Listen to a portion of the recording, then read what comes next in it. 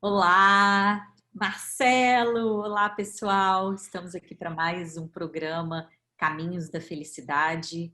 Eu sou a Flávia da Veiga e a nossa ideia nesse programa especial é conversar um pouquinho sobre um tema que é um tema super importante, super relevante, mas que muitas vezes ainda é confundido, né, Marcelo?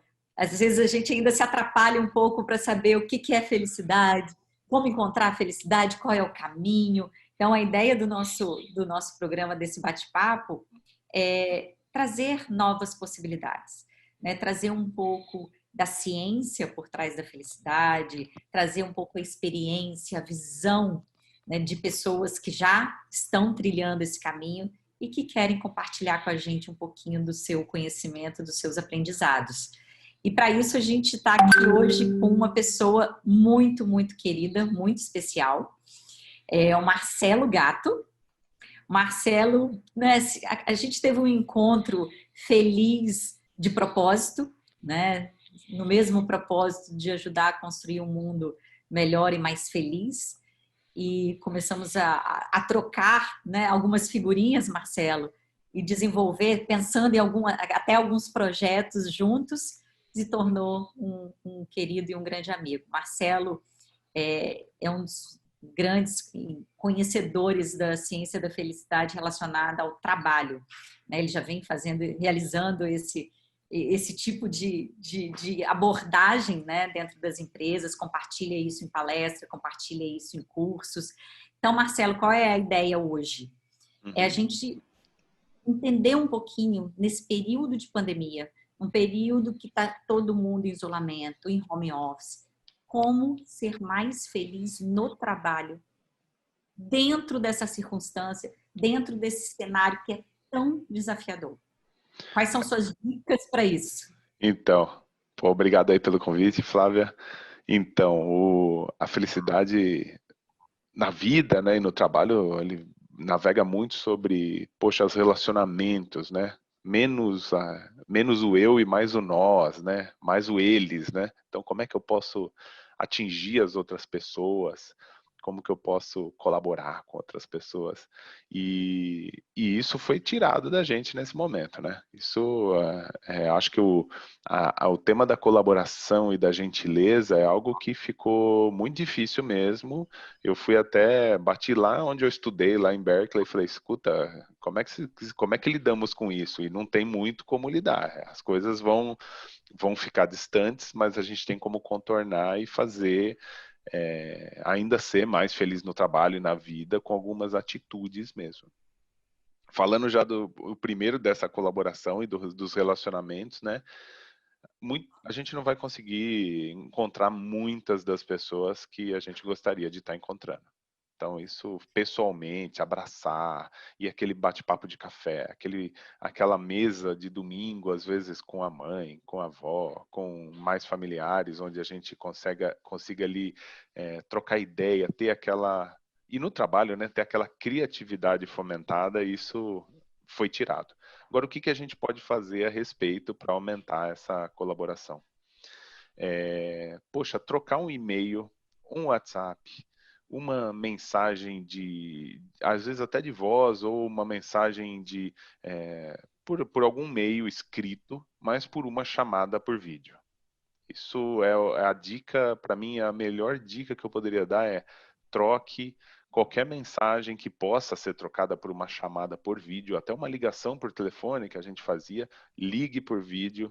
Isso vai mudar muito dia a dia e já me salvou durante uns meses aqui nessa pandemia, de eu falar com a minha mãe por vídeo, de eu falar com meus colegas de trabalho por vídeo. Isso mudou muito quando eu comecei a praticar mesmo e coloquei no meu dia a dia.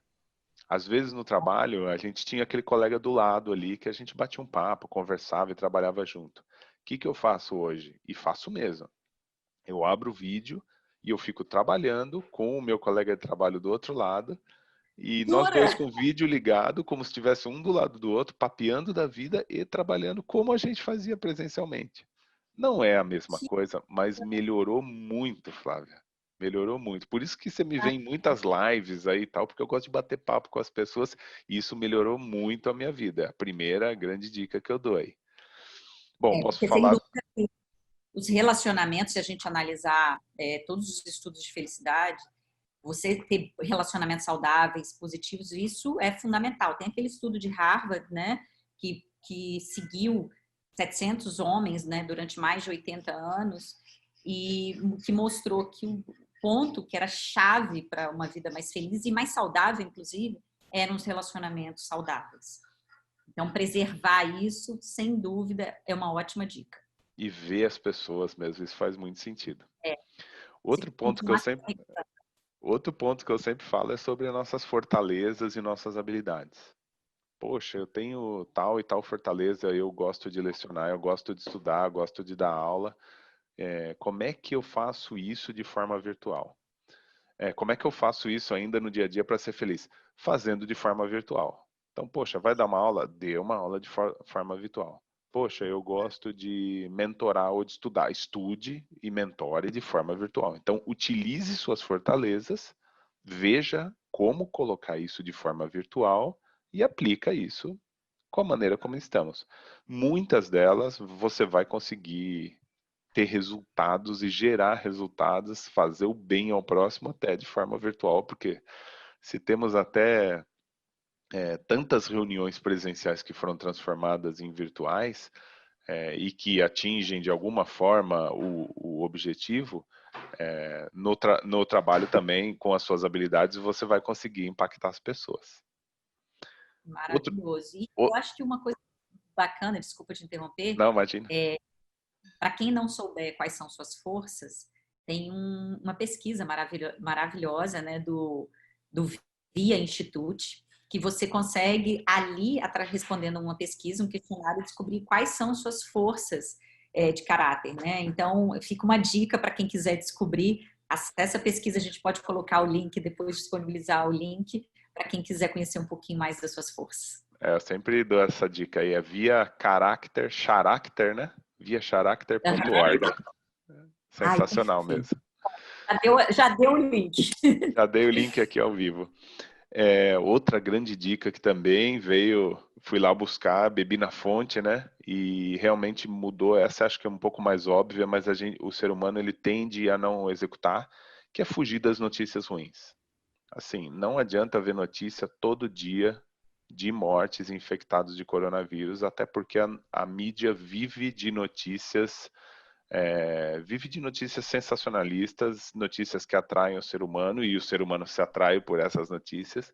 Então, assim, não vê diariamente, eu preciso estar atualizado diariamente sobre tudo o que está acontecendo na política, tudo o que está acontecendo na saúde, com as mortes, o que está acontecendo, a nova vacina. Parece que todo dia vai começar a ser aplicada a vacina no dia seguinte, se você ouvir as notícias. E a gente sabe que, na melhor das hipóteses, é dezembro para o ano que vem.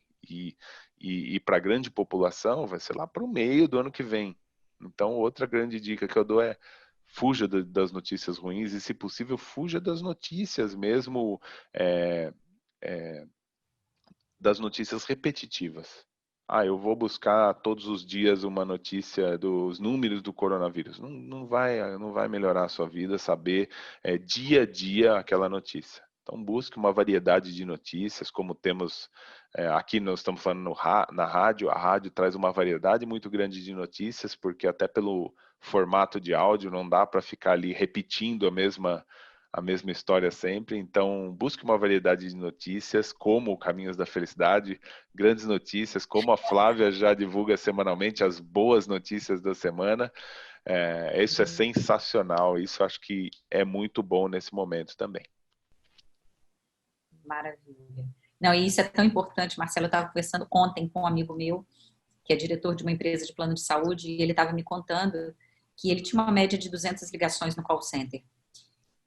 Num belo dia, um domingo, a Globo publicou uma notícia, logo no começo da situação do Covid, de que o governo estava comprando caixões, covas. Para você ter uma ideia, eles receberam mais de 4.000 ligações de pessoas que estavam passando mal, pessoas que se sentiam doentes, porque aí quando ele foi perceber, descobrir o que tinha acontecido, foi por conta dessa notícia. Ou seja, isso que você falou faz muito sentido, porque realmente o nosso nosso subconsciente é formado, né, o Daniel Kahneman já falava sobre isso, né, nossa percepção de realidade é formada pelo que a gente, por parte também do que a gente vê na mídia. Então, se a gente só enxerga notícias negativas, a gente vai achar que o mundo inteiro, né, que a vida inteira é negativa. Então, eu acho que isso é muito importante nesse sentido. Meu querido, muito, muito obrigada. Obrigada por mais uma vez a gente compartilhar, estar com você compartilhando esse tema, que é um tema que a gente falou um pouquinho mais cedo, né? Então, antes de eu entrevistá-lo, ele me entrevistou, né? Essas coisas da vida, esses encontros da vida.